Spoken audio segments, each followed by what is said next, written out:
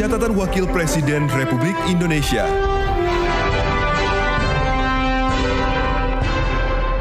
Presiden Ma'ruf Amin beserta rombongan terbatas melakukan kunjungan kerja ke Provinsi Jawa Barat untuk meresmikan Bendungan Cipanas dan Jalan Tol Cimanggis Cibitung.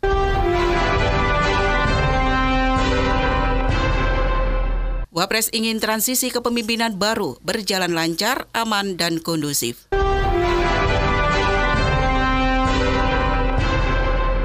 Wapres Ma'ruf Amin mendukung keberlanjutan proses hukum kasus kematian Vina dan Eki Cirebon jika belum tuntas.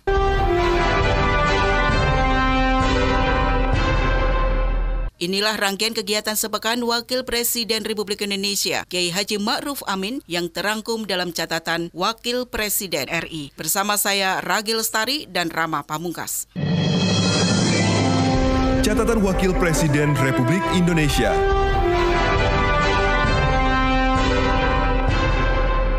Selasa 9 Juli 2024, Presiden Ma'ruf Amin beserta rombongan terbatas melakukan kunjungan kerja ke Provinsi Jawa Barat. Menggunakan pesawat kepresidenan Boeing 737-400 TNI Angkatan Udara, Wapres dan rombongan lepas landas dari Pangkalan Udara TNI Angkatan Udara Halim Perdana Kusuma, Jakarta Timur, menuju Bandar Udara Internasional Kertajati, Majalengka, Jawa Barat. Dengan waktu penerbangan diperkirakan kurang lebih 40 menit. Di Jawa Barat, Wapres menghadiri beberapa agenda, yaitu peresmian proyek strategis nasional Bendungan Cipanas dan peresmian Tol Cimanggis Cibitung. Acara pertama kunjungan kerja di Jawa Barat yaitu peresmian Bendungan Cipanas. Lokasi administratif Bendungan Cipanas terletak di 2 kabupaten, yaitu tepatnya di Desa Cikawung, Kecamatan Terisi, Kabupaten Indramayu, dan di Desa Cibuluh, Kecamatan Ujung Jaya, Kabupaten Sumedang. Proyek pembangunan dimulai sejak 2016 hingga 2023 berkapasitas mencapai 250 juta meter kubik yang mampu mengairi 9.273 hektar lahan pertanian di kedua kabupaten tersebut. Dalam sambutannya, Wapres menuturkan keberadaan bendungan memiliki peran strategis dalam mendukung kehidupan manusia dan perekonomian. Tidak hanya berfungsi sebagai sumber air baku, bendungan berperan penting dalam mendukung ketahanan pangan dan energi. Bendungan membantu suplai air ke lahan pertanian sehingga meningkatkan produksi pertanian dan akhirnya berdampak bagi peningkatan kesejahteraan petani. Indonesia memiliki potensi sumber daya air yang besar,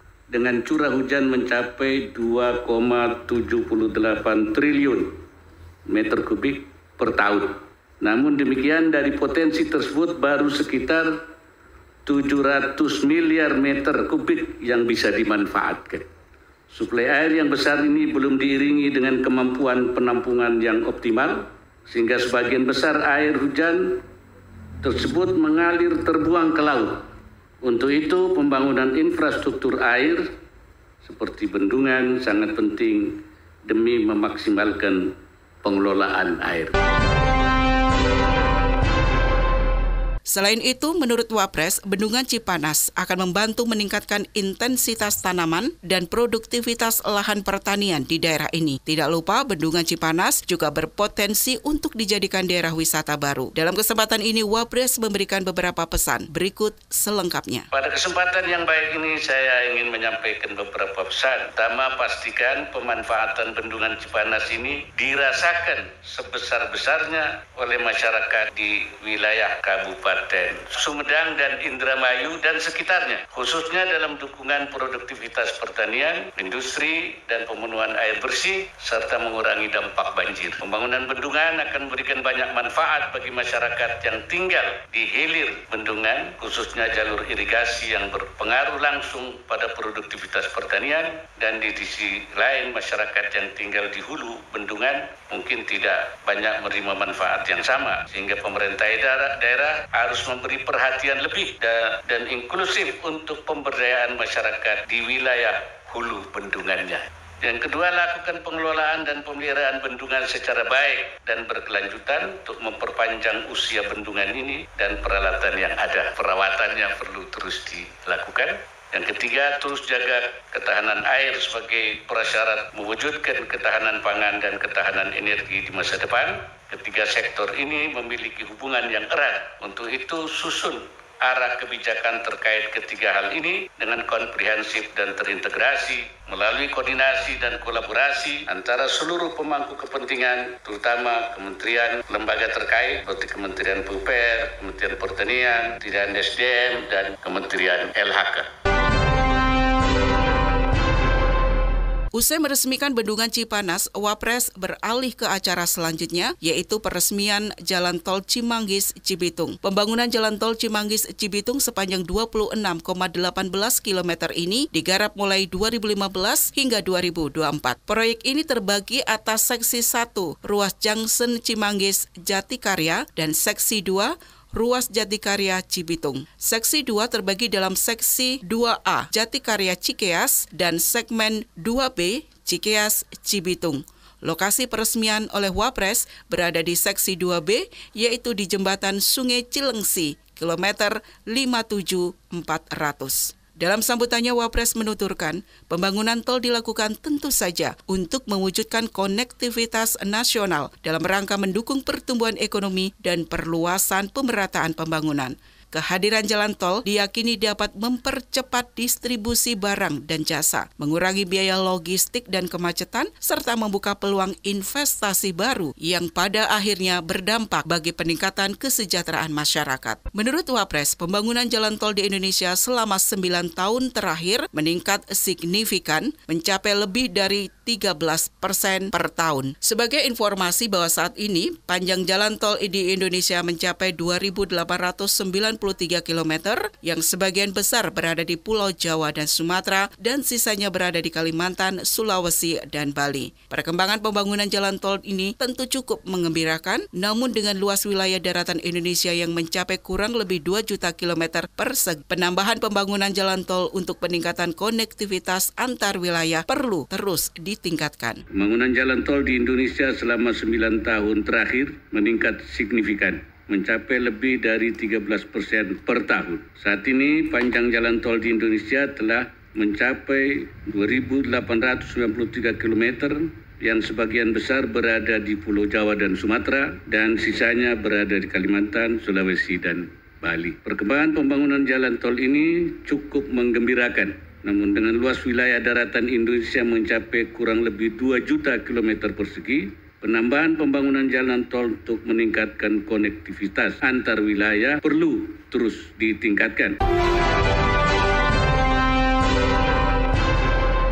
Dalam kesempatan ini, Wapres memberikan pesan terkait dengan peresmian jalan tol Cimanggis-Cibitung. Pada kesempatan yang baik ini, saya ingin menyampaikan beberapa pesan. Pertama, pastikan keberadaan tol Cimanggis-Cibitung memberikan manfaat yang luas bagi masyarakat, tingkatkan pembangunan infrastruktur pendukung lainnya dengan lengkap, seperti peningkatan akses dan kualitas jalan yang terhubung langsung dengan jalan tol, serta fasilitas transportasi publik yang lebih baik. Tingkatkan kolaborasi dengan seluruh pemangku kepentingan, termasuk pemerintah daerah dan sektor swasta, serta masyarakat untuk memastikan tersedianya akses yang lebih baik ke pusat-pusat ekonomi, pendidikan, dan layanan kesehatan. Hal ini penting di peningkatan kualitas hidup masyarakat. Selain itu, tingkat aksesibilitas yang tinggi akan mendorong daya saing daerah. Kedua, implementasikan prinsip lingkungan, sosial, dan tata kelola dalam pembangunan jalan tol. Pastikan pembangunan infrastruktur tidak hanya mempertimbangkan aspek ekonomi, namun juga mengedepankan aspek lingkungan dan sosial. Ketiga, optimalkan prinsip keberlanjutan pembangunan jalan tol. Pembangunan jalan tol adalah awal dari pencapaian tujuan yang lebih besar lagi, yaitu kesejahteraan dan pemerataan pembangunan.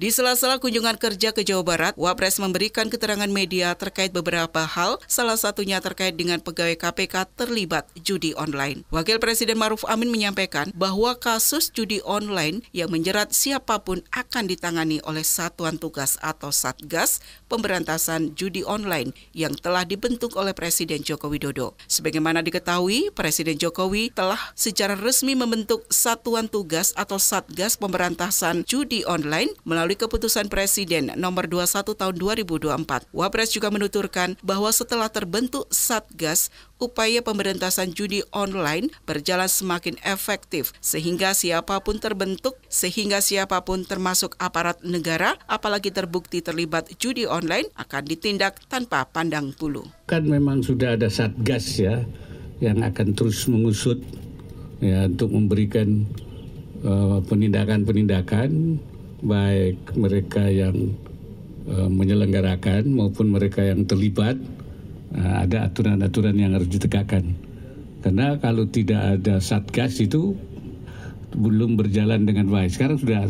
Nah, kalau sudah itu siapapun termasuk pegawai KPK atau juga pejabat atau juga TNI atau Polri ya tentu diproses sesuai dengan aturan. Bahkan anggota DPR pun juga dipanggil. Wakil Presiden Ma'ruf Amin menekankan pentingnya peran aktif tokoh-tokoh yang memiliki dedikasi tinggi terhadap pemberantasan korupsi untuk turut serta dalam proses seleksi Capim dan Dewas KPK. Ia menilai bahwa banyak orang yang ingin melihat perbaikan dalam kinerja KPK dan pendaftaran sebagai Capim dan Dewas merupakan langkah konkret untuk ikut berkontribusi dalam memperkuat lembaga anti korupsi tersebut. Wapres pun berharap Capim dan Dewas dapat terlibat langsung dalam upaya memperkuat KPK sebagai lembaga anti korupsi yang kredibel dan efektif. Wapres kembali mengajak para tokoh yang memiliki profesionalisme dan integritas tinggi agar segera memanfaatkan peluang untuk menjadi pemimpin KPK melalui panitia seleksi atau pansel. Mengenai KPK, saya harap kan banyak orang yang ingin memperbaiki KPK. Ya, jangan hanya berteriak-teriak saja supaya ya daftar saja. Ya jadi jangan hanya usul, jangan hanya protes. Sekarang daftar saja. Nah, siapa tahu kepilih dan dia bisa menjalankan apa yang selama ini diinginkan supaya KPK itu bisa efektif dan bagus. Nah, jangan sampai dia justru daftar tidak mau, hanya berteriak-teriak saja. Lah ini padahal KPK membuka, pansel membuka kesempatan untuk mereka.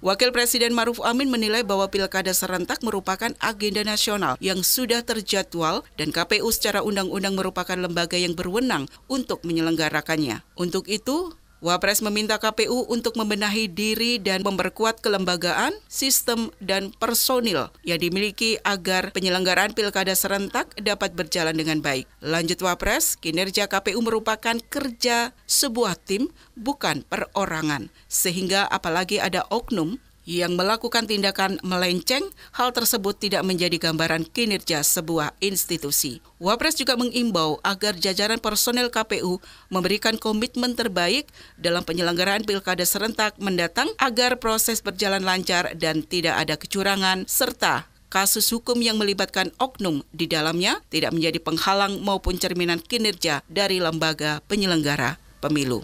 KPU itu kan tim ya. Kerjanya KPU itu bukan perorangan, tim. Ketika ada oknum kemudian terkena kasus, tidak berarti seluruhnya terkena kan. Ya yang bersalah saja. Ya, KPK karena masalah pilkada kan sudah menjadi agenda nasional dan tidak mungkin membentuk KPU baru ya. Bagaimana proses, makanya saya kira dikuatkan saja KPU yang ada dan hal-hal yang masih kurang ya dibetulkan mana sehingga KPK ini dilengkapi, dikuatkan, kemudian yang ada kalau perlu ditambah misalnya karena ada yang satu keluar ya ditambah, tapi dengan apa yang ada menurut saya penyelenggaraan pilkadanya itu lebih penting, saya kira itu. Wakil Presiden Ma'ruf Amin menanggapi kemenangan Peggy Setiawan dari proses pra-peradilan yang diajukan bersama kuasa hukumnya atas penetapan tersangka pembunuhan Vina dan Eki Cirebon oleh Polda Jawa Barat. Wapres mendengar bahwa Kapolri akan menangani kelanjutan proses kasus Peggy. Wapres memastikan bahwa dirinya mendukung keberlanjutan proses hukum jika memang masih ada aspek yang belum tuntas, terutama dalam menemukan orang yang masuk dalam daftar pencarian orang atau DPO. Wapres menegaskan, dengan kekalahan Polri di pra-peradilan Peggy Setiawan menunjukkan bahwa pihak Polda Jawa Barat kurang teliti dalam menangani kasus Peggy Setiawan sehingga kasusnya bisa dibatalkan oleh putusan pra-peradilan. Wapres berharap hal serupa tidak lagi terulang di masa mendatang. Peggy itu kata saya hanya menyimak apa yang disebut oleh Pak Kapolri bahwa itu akan berlanjut. Saya tidak tahu berlanjutnya seperti apa. Ya artinya prosesnya akan dilanjutkan, nggak tahu seperti apa. Saya setuju kalau memang belum tuntas bahwa ada sesuai dengan bahwa ada tiga orang ya orang yang dicari itu DPO itu, kalau betul itu ada ya dilanjutkan saja. Kalau ternyata yang PG itu bukan orangnya ya dicari, jadi dilanjutkan saja. Saya kira memang ada berarti kekurang telitian dari pihak Polda ketika menangkap PG itu sehingga bisa dipatahkan atau bisa dibatalkan melalui pra-peradilan. Itu saya kira kita harap ke depan tidak terjadi lagi. Jadi kalau menangkap itu betul-betul firm dan memang buktinya cukup. Rabu 10 Juli 2024, Wakil Presiden Ma'ruf Amin memberikan kuliah umum kepada peserta program pendidikan reguler PPRA Angkatan 66 dan 67 tahun 2024 Lemhanas RI di Aula Istana Wakil Presiden RI Jakarta. Dalam sambutannya, Wapres menuturkan tugas pemerintah pasca pemilu 2024 yakni merangkul semua pihak untuk tetap bersatu dan memastikan proses transisi pemerintahan berlangsung damai dan inklusif. Wapres berharap adanya transisi yang damai dan inklusif dapat menciptakan stabilitas politik untuk mendukung keberhasilan program pemerintah. Pemerintah, kata Ma'ruf Amin, akan memastikan program-program pembangunan infrastruktur, pendidikan, kesehatan, dan ekonomi terus dilanjutkan agar manfaatnya dapat dirasakan seluruh masyarakat. Keberhasilan penyelenggaraan pemilu ini haruslah menjadi modal utama memperkuat demokrasi. Tugas selanjutnya adalah merangkul semua pihak untuk tetap bersatu, membangun bangsa Indonesia, dan memastikan proses transisi pemerintahan berlangsung damai dan inklusif. Transisi yang damai dan inklusif adalah esensi dari konsolidasi demokrasi yang dapat menciptakan stabilitas politik dan mendukung keberhasilan program pemerintah. Pemerintah akan terus memastikan bahwa program-program pembangunan, infrastruktur, pendidikan, kesehatan, dan ekonomi terus dilanjutkan agar manfaatnya dapat dirasakan oleh seluruh lapisan masyarakat.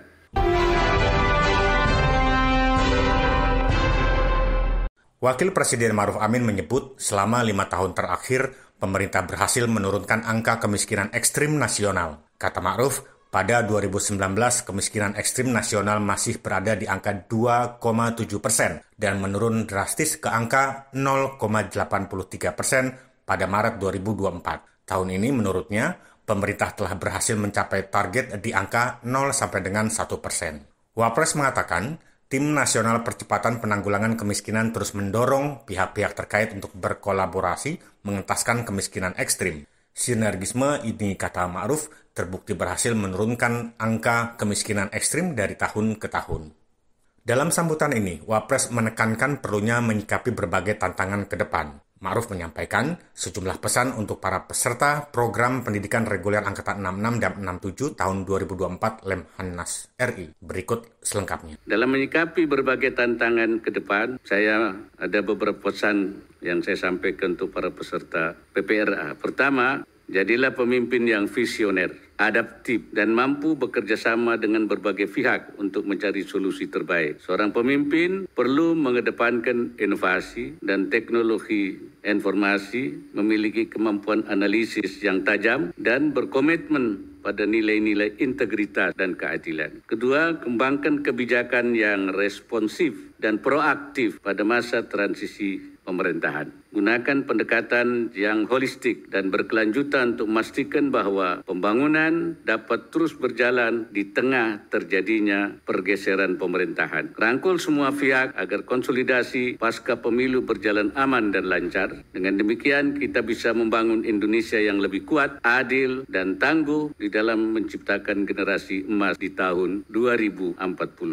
Ketiga, terus konsisten mendukung keberlanjutan program pemerintah. Sejatinya setiap pemerintah adalah pemegang tongkat estafet pemerintahan sebelumnya. Program-program yang baik sudah sepatutnya untuk terus dilanjutkan. Permasalahan jangka panjang seperti penanggulangan kemiskinan, stunting, percepatan pembangunan Papua, dan berbagai program pembangunan lainnya tidak akan hilang seiring dengan bergantinya pemerintahan, sehingga tentu perlu terus dilanjutkan dan disempurnakan. Wakil Presiden Ma'ruf Amin menerima Grand Sheikh Imam Besar Al-Azhar Ahmad Muhammad Ahmad At-Tayyib Al-Hasani di Istana Wakil Presiden Jakarta Pusat. Pertemuan merupakan kelanjutan dari pertemuan sebelumnya di Abu Dhabi pada Februari lalu. Pertemuan itu yang menekankan komitmen Indonesia untuk memperkuat kerjasama dengan Al-Azhar dalam menjaga kedamaian dan mempromosikan pemahaman benar tentang Islam di dunia internasional. Wapres mengungkapkan kebahagiaannya atas kunjungan Syekh Tayyib yang bertepatan dengan awal tahun baru 1 Muharram 1446 Hijriah. Ia juga mengapresiasi kerjasama erat antara Indonesia dan Al-Azhar yang dianggapnya sebagai bagian penting dalam sejarah hubungan dan kerjasama antara Indonesia-Mesir. Wapres menyoroti pentingnya kerjasama dalam penyebaran Islam wasatiyah untuk mengatasi tantangan seperti Islamofobia. Ia menegaskan bahwa Islam bukanlah agama kekerasan, melainkan agama yang penuh kasih, toleran, dan menghormati perbedaan.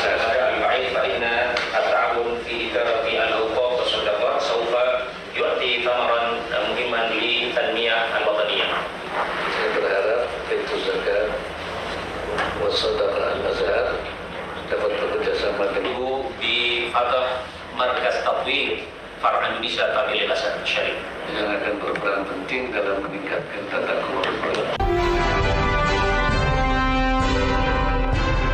Kamis 11 Juli 2024, Wakil Presiden Republik Indonesia memberikan ceramah pembekalan kepada calon perwira remaja Tentara Nasional Indonesia (TNI Polri) di Balai Sudirman, Jakarta.